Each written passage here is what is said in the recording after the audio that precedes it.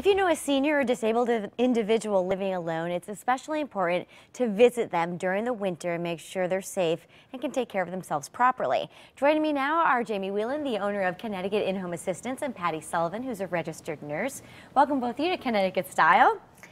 Jamie, you've been on the show before, but for our viewers who might not be familiar with Connecticut In-Home Assistance, give us the overview. Sure. Thanks for having us back. It's always great to be here. We're a family-run home care agency.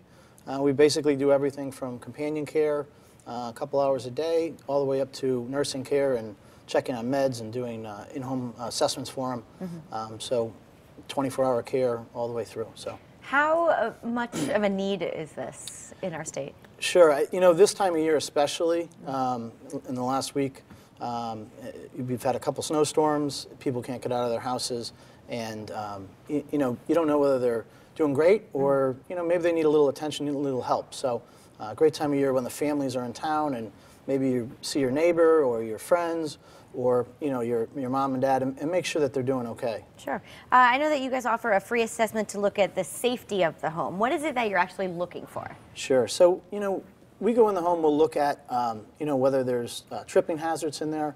A lot of elderly people have a, you know, tough time maybe seeing. They have macular degeneration, or they use a walker or that sort of thing. So we'll look and make sure that the rugs are maybe need to be taped down, or they're not cords across the rugs. We'll go in and we'll look at whether there's heaters, space heaters, that sort of thing, to might, you know, cause fires or something like that. Also, if there's, make sure there's edible food in the refrigerator and that things haven't spoiled and gone bad. Now, Patty, you are a registered nurse and you will come to these assessments. How would it differ if you were called out? As a registered nurse, I would go out. My assessment would be basically to evaluate the client's nutritional status, their vital signs. I would do a blood pressure check, a weight, sometimes the temperature, listen to their lungs. And also, as Jamie said, with evaluating the food in the refrigerator, just the nutritional status to make sure that they're not dehydrated, that they're not losing weight or just no appetite. Also, medication compliance, making sure that they are taking their medications, that there is a routine or a checklist or a medication box, something like that, to make sure that they're safe and sound, right? Exactly. So once you determine a client does need a little bit of assistance, how often would you visit them? Or I suppose that would matter between each different client. It would absolutely matter. Sometimes it might be a one-time assessment for a family member or loved one wants to just make sure that the person is doing well, that they are eating, that they're losing some weight, but is it safe? And we could do that one-time assessment and then communicate that information to the family member, the loved one, and even follow up with a physician, or make a recommendation if there is some concern that there should be some medical follow-up. That could be a one-time, or there could be a regular ongoing. Sure. I might see a client every week to follow up on any other issues that they may have. That makes sense. And Jamie, sometimes a client might qualify for services provided by a community organization.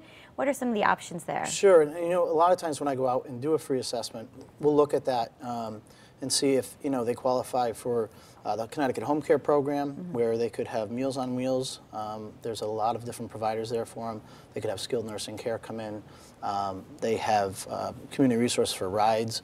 You know, all different resources that we are knowledgeable on and, you know, can get them in touch with. So, you know, if it's not just using our services, we can certainly get them in touch with some great community services out there that, you know, might not be so visible to people in the community. Call the experts in, right? Sure. What kind of feedback have you gotten from clients or their families? You know, most people, when we go out and see them, if I go out and see them, they're very relieved to, you know, kind of put a plan in place. Sure. They're worried about mom or dad at night, you know, in a storm where they can't get out for a couple times. And, you know, if Patty's going to go out, she can do more of an evaluation than I would do from a skilled position and really, you know, do a one-time, or as she said, you know, a couple, you know, visits on a weekly basis, that sort of thing. So it's, you know, whether you just want us to come out for a little bit and do an overall general assessment and put a plan in place for you, or get you some resources, or if you need, you know, somebody to come out on a routine basis and help you, we can certainly do that. Very good. And if you would like that to happen, let's put the information up on the screen. You can contact Connecticut In-Home Assistance at 452-9629 or 1-855-412-CARE. Both those numbers are right up on the screen, or visit cthomecare.com. Patty, Jamie, thanks so much for being here and for all the information. Appreciate it. Happy holidays. You too. Coming up next, and we're going to learn how to make gingerbread houses right after the break. We'll be right back.